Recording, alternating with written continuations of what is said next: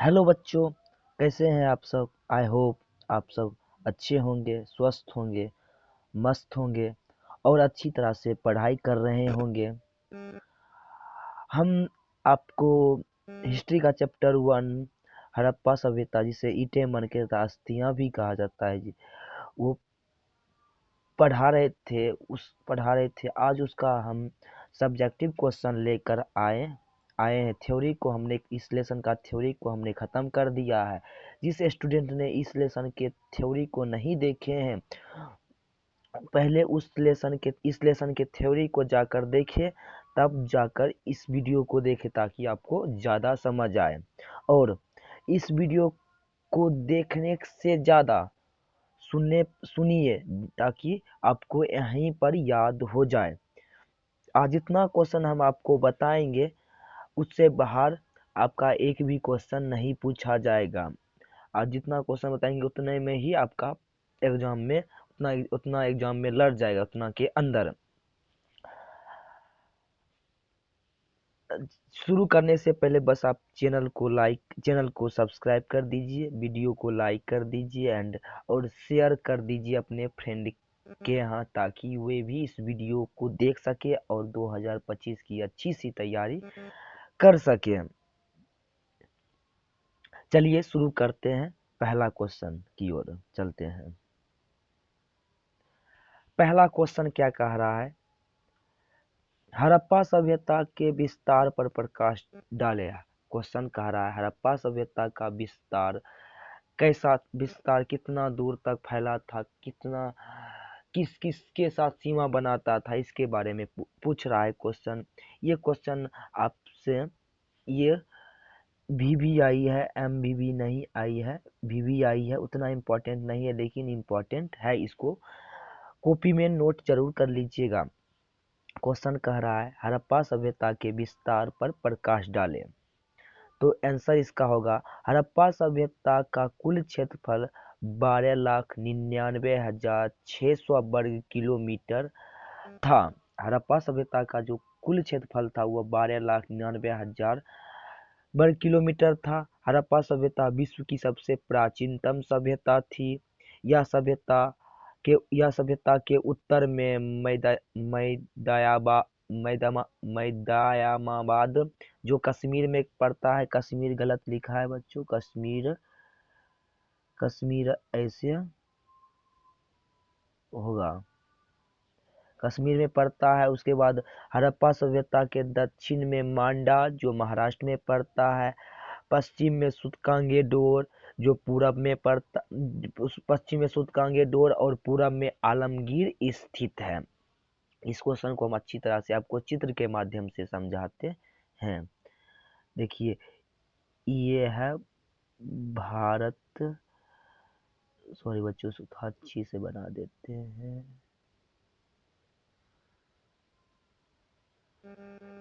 ये थोड़ा और अच्छा से इसको बनाते हैं। उतना अच्छा तो नहीं बन रहा है लेकिन बनाने की कोशिश कर रहे हैं बच्चों। देखिए, ये फिर पाकिस्तान है, ये अफगानिस्तान है। इसका ये सभ्यता ऐसे फैली हुई थी। इसका सभ्यता का कुल क्षेत्रफल 12,99,600 वर्ग किलोमीटर था। उसके बाद इसके उत्तर में मैदायामाबाद था। इसके दक्षिण में मांडा था। इसके पश्चिम में सूतकांगेडोर था और इसके पूरब में आलमगीरपुर था, जो कि यूपी में पड़ता है। तो आप इसको नोट कर लीजिएगा और बहुत आसान है। इसको एक बार अगर आप पढ़ लेते हैं तो आपको याद हो जाएगा। चलते हैं आगे की ओर। आगे और क्या कह रहा है? यह पूरा क्षेत्र एक त्रिभुजाकार, मैंने आपको बताया था कि हड़प्पा सभ्यता एक त्रिभुजाकार क्षेत्र में फैला हुआ है। और यह सभ्यता पूरब से पश्चिम 1600 किलोमीटर और उत्तर से दक्षिण 1100 किलोमीटर में फैला हुआ था। तो आपको सीधा इसका याद रखना है कि पूछेगा कि हड़प्पा सभ्यता के विस्तार के बारे में बताइए। तो आप लिखिएगा हड़प्पा सभ्यता का कुल क्षेत्रफल 12,99,600 वर्ग किलोमीटर था। हड़प्पा सभ्यता विश्व की सबसे प्राचीनतम सभ्यता थी। उसके बाद हड़प्पा सभ्यता के पूरब में आलमगीरपुर, पश्चिम में सूतकांगेडोर, उत्तर में मैदामाबाद और दक्षिण में मांडा था। इस हड़प्पा सभ्यता का आकार त्रिभुजाकार था। इसका पूरब से पश्चिम की दूरी 1600 किलोमीटर थी और उत्तर से दक्षिण की दूरी पूरब से पश्चिम 1600 किलोमीटर था और उत्तर से दक्षिण 1100 किलोमीटर तक यह फैला हुआ सभ्यता था। इसको याद कर लीजिएगा, ये क्वेश्चन पूछा जाता है। अगला क्वेश्चन क्या कह रहा है, पढ़ते हैं। पुरातत्व से इंग्लिश में लिखा गया बच्चों, ऐसे होगा। पुरातत्व से आप क्या समझते हैं? पुरातत्व मतलब पुरानी वस्तु से आप क्या समझते हैं? तो खनन के द्वारा पृथ्वी के गर्भ से निकले हुए पदार्थ को पुरातत्व कहते हैं। पृथ्वी की जब खुदाई करते हैं, खुदाई में जो वस्तु प्राप्त होती है तो उसे ही हम पुरातत्व कहते हैं। पुरातत्व संस्कृत भाषा का शब्द है जिसका अर्थ खोदना होता है। पुरातत्व एक जो शब्द है वह संस्कृत भाषा का शब्द है जिसका अर्थ खोदना होता है। तो आप इसका सीधा मतलब समझिए कि पृथ्वी की जब हम किसी स्थान, जब आपसे पूछा जाएगा कि पुरातत्व से आप क्या समझते हैं, तो आप इसके बारे में लिखिएगा कि पृथ्वी के गर्भ में पृथ्वी में खुदाई करके उसके गर्भ से जो वस्तुएं निकलती हैं तो उसे ही पुरातत्व कहते हैं। पुरातत्व संस्कृत भाषा का शब्द है जिसका अर्थ होता है खोदना। आगे की ओर चलते हैं।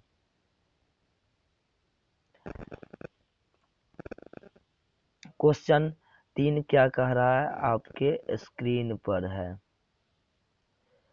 क्वेश्चन 3, कार्बन 14 विधि के बारे में आप क्या जानते हैं? कार्बन 14 विधि के बारे में आप क्या जानते हैं? तो आइए समझते हैं। तिथि निर्धारण की वैज्ञानिक विधि को कार्बन 14 विधि कहा जाता है। तिथि कार्बन 14 विधि के माध्यम से हम किसी पुरानी वस्तु या सभ्यता के तिथि के बारे में, वह कितना साल पुराना है, वह कब से कब तक था, उसके बारे में हम पता कर सकते हैं कार्बन 14 विधि के बारे में। इस विधि की खोज अमेरिका के प्रख्यात रसायन शास्त्री B.F. लीवी के द्वारा 1946 ईस्वी में खोजा गया था। कार्बन 14 विधि को सर्वप्रथम बार कार्बन 14 विधि की खोज अमेरिका के प्रख्यात मशहूर रसायन शास्त्री B.F. लीवी ने 1946 ईस्वी में इसको खोजे थे। इस विधि के अनुसार अगर वस्तु जिंदा है तो उसमें कार्बन 12 और कार्बन 14 की मात्रा समान रहेगी, लेकिन अगर वस्तु मरा हुआ है या विनाश की अवस्था में हो तो उसमें कार्बन 12 की मात्रा में कोई परिवर्तन नहीं होगा, लेकिन कार्बन 14 की मात्रा में परिवर्तन होने लगता है और यह जितना कम होगा वह वस्तु उतना प्राचीन होगा। तो समझते हैं, अगर वस्तु जिंदा है, अगर कोई वस्तु मानिए अगर वस्तु खुदाई में मिला है, अगर वो खुदाई में मिला है और उसमें उसके बारे में पता उसमें उस वस्तु की जांच शुरू हो गई और उसमें कार्बन 12 एवं कार्बन 14 की मात्रा समान है तो वह वस्तु उतना पुराना नहीं है, वो 200 से 300 साल पुराना वस्तु है। लेकिन अगर उसमें कार्बन 12 की मात्रा समान ही रहती है लेकिन कार्बन 14 की मात्रा धीरे धीरे घटने लगती है, और यह जितना घटती है वह वस्तु उतना प्राचीन माना जाता है। यही है कार्बन 14 विधि। अगर वीडियो आपको अच्छी लग रही है तो चैनल को सब्सक्राइब करें और वीडियो को लाइक करें और वीडियो को शेयर करें अपने फ्रेंड के यहाँ, और जिस ग्रुप में आप जुड़े हुए हैं उस ग्रुप में भी इस वीडियो को शेयर करें ताकि इस वीडियो को देखकर वो भी 2025 की अच्छी सी अच्छी तैयारी कर सकें। अगले क्वेश्चन की ओर चलते हैं। क्वेश्चन 4 क्या कह रहा है? हड़प्पा सभ्यता के सड़क व्यवस्था पर प्रकाश डालें। हड़प्पा सभ्यता में सड़क व्यवस्था कैसी थी, अच्छी थी, खराब थी, उस पर हमको प्रकाश डालना है। तो आइए जानते हैं। हड़प्पा सभ्यता की सड़क व्यवस्था बहुत ही उत्तम थी। यहाँ की सड़कें पक्की ईंट से बना होता था। हड़प्पा सभ्यता की जो सड़कें थी बहुत ही अधिक अच्छी थी, नहीं टूटी फूटी थी, एकदम प्लेन थी, कहीं खाई खाई नहीं थी। और यहाँ की जो थी सड़क बनाई जाती थी वे पक्की ईंटों से बनाई जाती थी।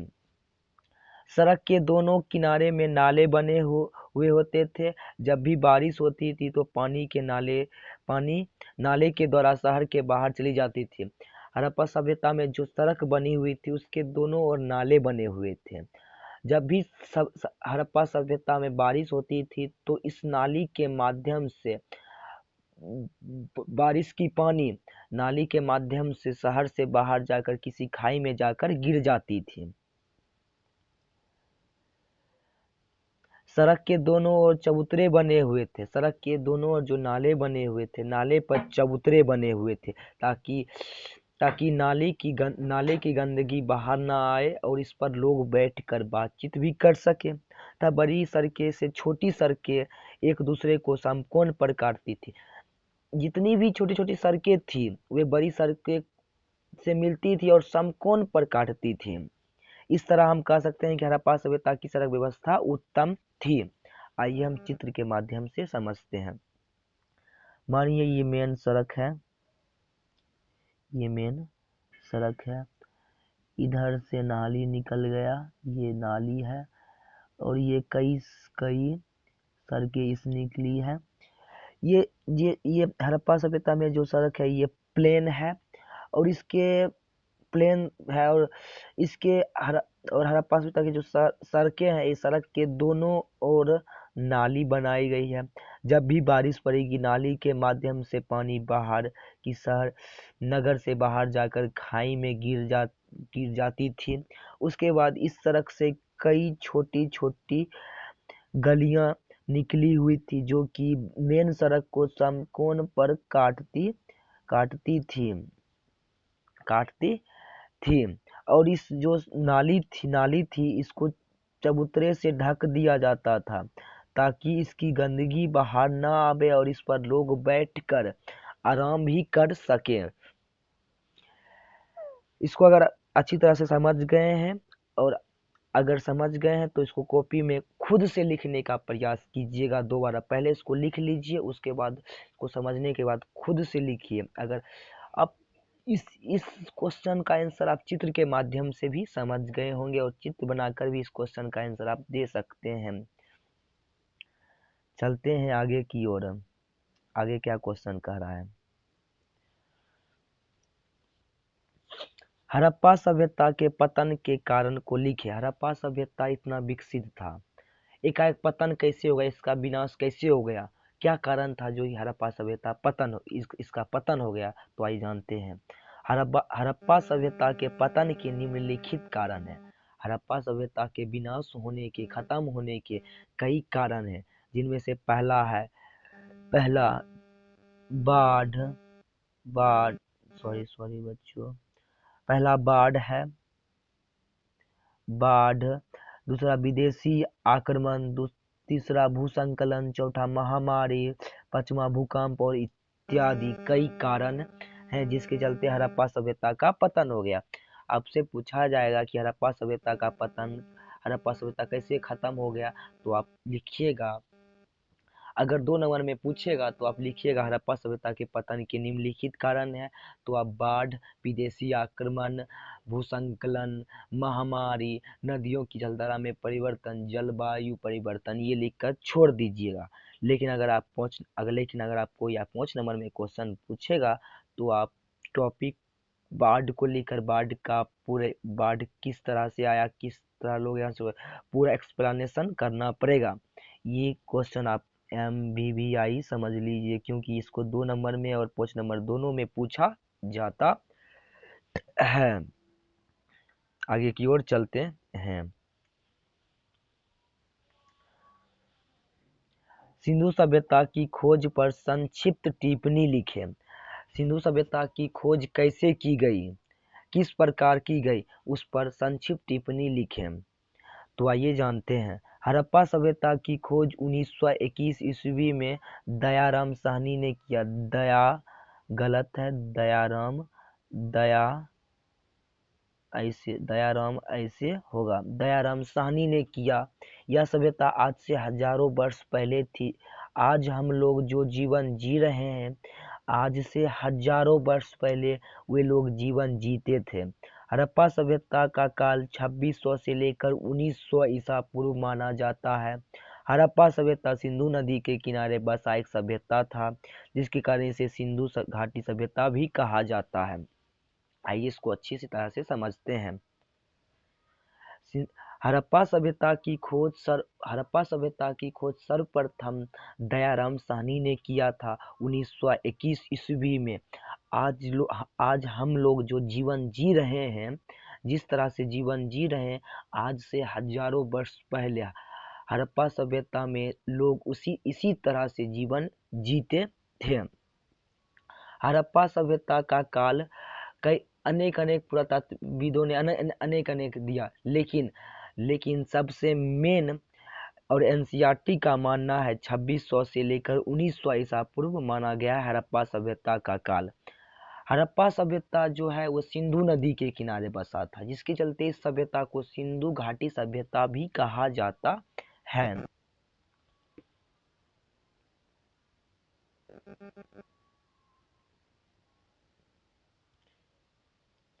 आगे की ओर चलते हैं। क्वेश्चन नंबर 7 क्या कह रहा है? क्वेश्चन नंबर 7 है, मोहनजोदड़ो से आप क्या समझते हैं? तो आप पहले बताइए, मोहनजोदड़ो का खोज किसने किया? तो मोहनजोदड़ो का खोज RD बनर्जी ने किया। कब किया? तो 1900। मोहनजोदड़ो का खोज कब हुआ? तो 1922 ईस्वी में।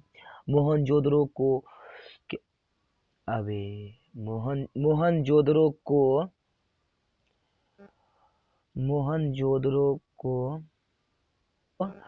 हड़प्पा सभ्यता का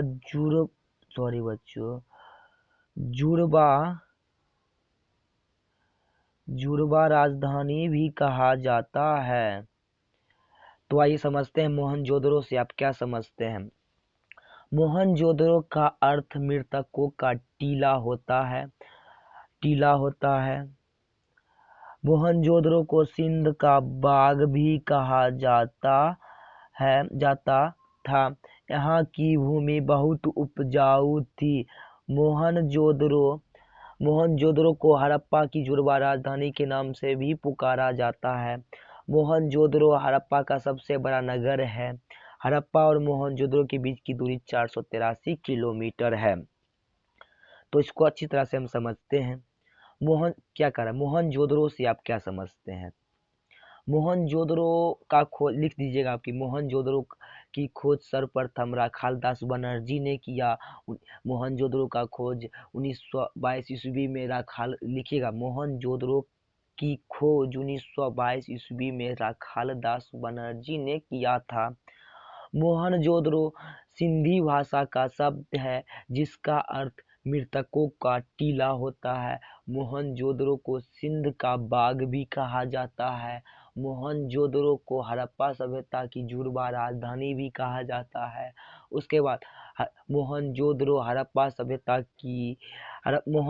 और हड़प्पा शहर के बीच की दूरी 483 किलोमीटर है।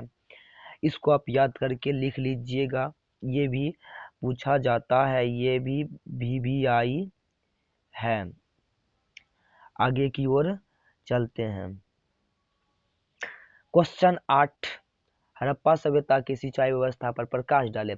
हड़प्पा सभ्यता के जितने भी लोग थे वे अपने खेतों को किस तरह से सिंचाई करते थे, इसके बारे में यह क्वेश्चन पूछ रहा है। तो आइए जानते हैं। हड़प्पा सभ्यता की सिंचाई व्यवस्था बहुत ही उत्तम थी। यहाँ यह सभ्यता सिंधु नदी के किनारे बसा था।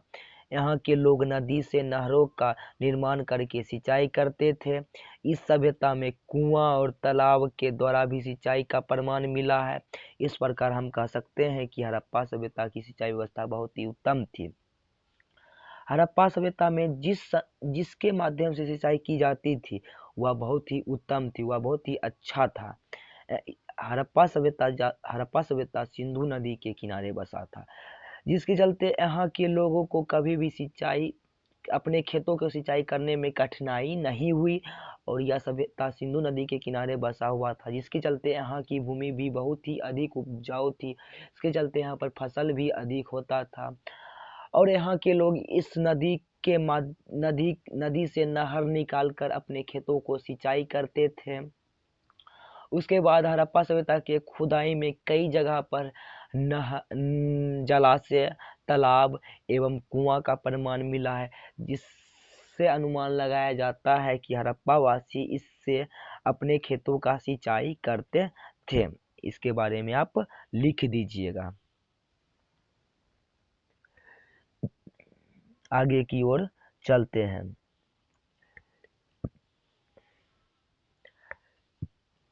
वीडियो आगे बढ़ने से पहले आप वीडियो को लाइक कर दें और चैनल को सब्सक्राइब कर दें। अगर वीडियो आपको अच्छी लग रही है तो कमेंट में ज़रूर नाइस लिखें। और आज इसका शॉर्ट क्वेश्चन हम करा रहे हैं, कल फिर हम सुबह इसका लॉन्ग क्वेश्चन कराएंगे। उसके बाद फिर शाम को ऑब्जेक्टिव क्वेश्चन करा देंगे। उसके बाद यह चैप्टर ख़त्म हो जाएगा। उसके बाद हम अगला चैप्टर राजा, किसान और नगर लेके आएंगे। चलिए बढ़ते हैं आगे की ओर। क्वेश्चन 9 क्या कह रहा है? हड़प्पा सभ्यता की लिपि पर प्रकाश डाले। हड़प्पा सभ्यता में कैसी लिपि थी? अभी भारत में जिस तरह भारत में हिंदी का जो लिपि है देवनागरी है, भारत में जो लिपि है देवनागरी है, उसी तरह हड़प्पा सभ्यता में किस तरह की लिपि थी? तो आइए जानते हैं। हड़प्पा सभ्यता के लोगों ने एक भाव चित्रात्मक लिपि का आविष्कार किया था, लेकिन इस लिपि को अभी तक कोई भी इतिहासकार नहीं पढ़ पाया है।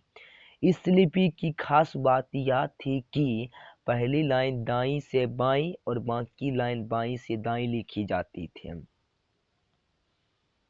आइए समझते हैं इस क्वेश्चन को। हड़प्पा सभ्यता के जो निवासी थे उन्होंने एक भाव चित्रात्मक लिपि का आविष्कार किया। कहने का तात्पर्य है कि हड़प्पा सभ्यता को जो लिपि था वो चित्र की तरह था। जिसे समझते ऐसा ऐसा ऐसा लिपि होता था, ऐसा नहीं, ऐसा नहीं होता था, ऐसे ऐसे लिपि होता था। इस लिपि को अभी तक कोई भी पुरातात्विक नहीं पढ़ पाए हैं, जिसके चलते हड़प्पा सभ्यता के बारे में बहुत कुछ जानकारी नहीं प्राप्त नहीं हुई है। और इस लिपि की खास बात यह है कि इसकी पहली लाइन दाईं से बाईं लिखी जाती है। उसके बाद जितनी लाइन बाकी लाइन है वे बाईं से दाईं लिखी जाती है। तो अगर ये आपसे पूछा जाएगा कि हड़प्पा सभ्यता की लिपि पर प्रकाश डाले, तो आप लिखिएगा कि हड़प्पा सभ्यता के लोगों ने एक भाव चित्रात्मक लिपि का आविष्कार किया, लेकिन इस लिपि को अभी तक कोई भी पुरातात्विक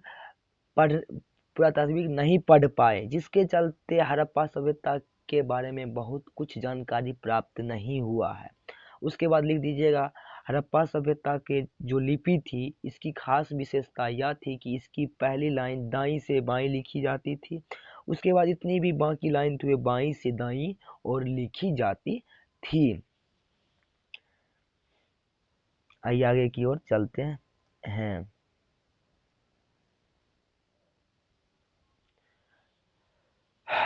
क्वेश्चन 10 क्या कह रहा है? क्वेश्चन 10 है, सिंधु सभ्यता को हड़प्पा सभ्यता क्यों कहा जाता है? क्वेश्चन कह रहा है सिंधु सभ्यता जो है यानी हड़प्पा सभ्यता को हम सिंधु सभ्यता को हम हड़प्पा सभ्यता ही क्यों कहते हैं, कुछ और क्यों नहीं कहते हैं? तो आइए समझते हैं। सिंधु सभ्यता को हड़प्पा सभ्यता इसलिए कहा जाता है क्योंकि हड़प्पा नामक स्थान पर ही सन 1921 ईस्वी में दयाराम साहनी ने सिंधु घाटी सभ्यता का उत्खनन किया था, इसीलिए सिंधु सभ्यता को हड़प्पा सभ्यता कहा जाता है। आइए समझते हैं। क्वेश्चन कह रहा है सिंधु सभ्यता को हड़प्पा सभ्यता क्यों कहते हैं?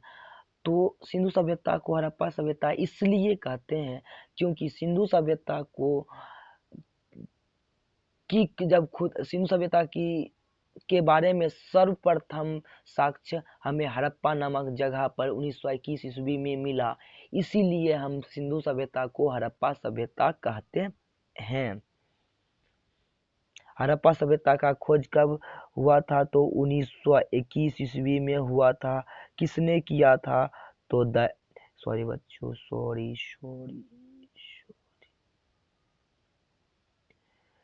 आगे की ओर चलते हैं। क्वेश्चन 11 क्या कह रहा है?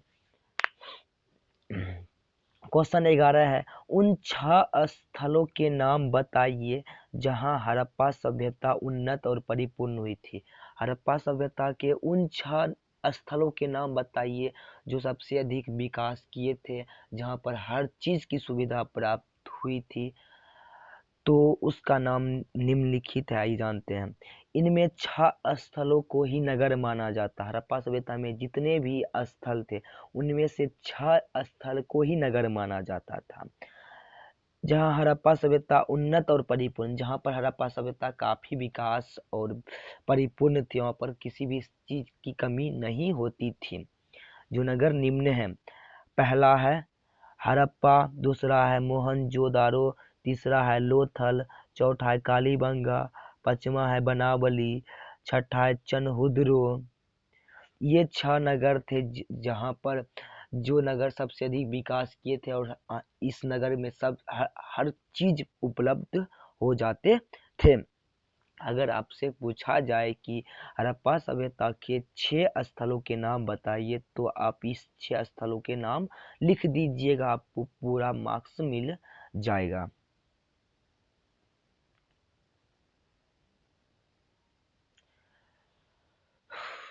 क्वेश्चन 12 क्या कह रहा है, पढ़ते हैं।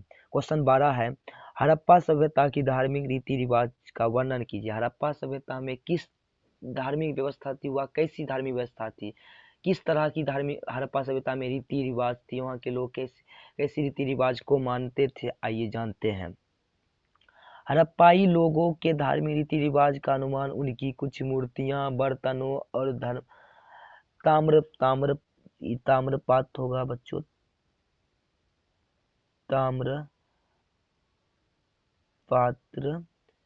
ताम्रपात्र के चित्रों से मिलता है। हड़प्पा सभ्यता में धार्मिक रीति रिवाज कैसी थी, तो उसके बारे में हमें कुछ वहाँ की खुदाई में जो मिली मूर्ति, बर्तन और ताम्रपात्र के चित्र से मिलता है। इनसे पता चलता है कि मातृ देवी ही उनकी पूज्य देवी थी। एक मूर्ति ऐसी मिली है जो बिल्कुल नग्न है और हाथ में कटार तथा गले में नरमुंडों की माला है। इससे पता चलता है कि देवी देवताओं को प्रसन्न करने के लिए नर बलि भी देते थे। हड़प्पा सभ्यता के जो लोग थे वे मातृ देवी को पूजा करते थे। उसके बाद हड़प्पा सभ्यता के जो नगर हड़प्पा थी वहां पर एक नग्न स्त्री की मूर्ति मिली है, जिसके एक हाथ में कटार एवं नर एवं मुंडों की माला थी, जिससे पुरातत्वविदों ने अनुमान लगाया कि यहाँ के निवासी इन देवी देवताओं को बलि भी चढ़ाते थे। उनको प्रसन्न करने, देवी देवताओं को प्रसन्न करने के लिए बलि भी चढ़ाते थे। या नहीं कहा जा सकता कि मातृ देवी के लिए मंदिर भी बनाए जाते थे। हड़प्पा सभ्यता का जब उत्खनन किया गया तो हड़प्पा सभ्यता में एक भी मंदिर का प्रमाण नहीं मिला। यह एक अजूबा है। अथवा मोहनजोदड़ो से इनके एक देवता की मूर्ति मिली है जो कि आजकल के शिव देवता से मिलती जुलती है। संभवतः ये लोग वृक्ष तथा पशु, सांपों और पत्थरों को भी पूजा करते थे। जब हड़प्पा सभ्यता के नगर मोहनजोदड़ो की खुदाई की जा रही थी तो यहाँ पर एक अजीब मूर्ति मिली जो योग अवस्था में बैठी हुई थी, जिसे पुरातत्वविदों ने पशुपति कहा, जिसकी तुलना आज के महादेव से की जाती है। इससे पता चलता है कि हड़प्पा वासी पर्यावरण, पशु, पक्षी, सांप, पत्थर सभी की पूजा करते थे। इस हड़प्पा सभ्यता के जो निवासी थे, पर्यावरण से संबंधित जितने भी वस्तु थे वे उनको पूजा करते थे। ऐसा माना जाता है कि ऐसा कहा जाता है कि हड़प्पा वासी पर्यावरण से डरते थे, इसीलिए वे पर्यावरण को पूजा करते थे। तो इसको अगर पूछा जाए कि अगर हड़प्पा सभ्यता का धार्मिक रीति रिवाज कैसा था तो आप बताइएगा। हड़प्पा सभ्यता की धार्मिक रीति रिवाज के बारे में हमें पता क्या कहते हैं, मूर्ति, बर्तन एवं ताम्रपत्र से चलता है जो कि खुदाई में मिला था। उसके बाद यहाँ की प्रमुख देवी मातृ देवी थी और जिनके हाथ और हड़प्पा के एक शहर हड़प्पा में जब खुदाई की गई तो वहाँ पर एक स्त्री की मूर्ति मिली जिसके हाथ में कटार, जिसे आप काली माता को देखे होंगे सेम वैसा ही कटार और हाथ में नर मुंड का माला पहने हुए थे, जिसे पुरातत्वविदों ने अनुमान लगाया कि हड़प्पा वासी इन देवी देवताओं को नर बलि भी चढ़ाते थे। हड़प्पा सभ्यता का जब खुदाई की गई तो वहां पर एक भी मंदिर का साक्ष्य नहीं मिला और मोहनजोदड़ो का जब खुदाई किया गया तो उसमें एक मूर्ति मिली जो कि एक अजीब मूर्ति थी जो योग की अवस्था में बैठी हुई थी, जिसे पुरातत्वविदों ने पशुपति कहा क्योंकि यहाँ के लोग पर्यावरण को पूजते थे। इस तरह थी हड़प्पा सभ्यता की धार्मिक व्यवस्था। हमारा शॉर्ट टाइप क्वेश्चन खत्म हो गया। हम कल सुबह आपको लॉन्ग टाइप क्वेश्चन उपलब्ध करा देंगे। आज इतना ही रहने देते हैं, फिर हम कल आपको नेक्स्ट वीडियो के साथ मिलते हैं। आज ठीक है, वीडियो जाने से पहले बस आप वीडियो को लाइक कर दें और चैनल को सब्सक्राइब कर दें और वीडियो को शेयर कर दें ताकि हर बच्चा इस वीडियो का लाभ उठावे और 2025 की अच्छी से अच्छी तैयारी कर सके। ठीक है बच्चों, आज इतना ही रहने देते हैं। बाय बाय, टाटा, see you and good night. कल मिलते हैं।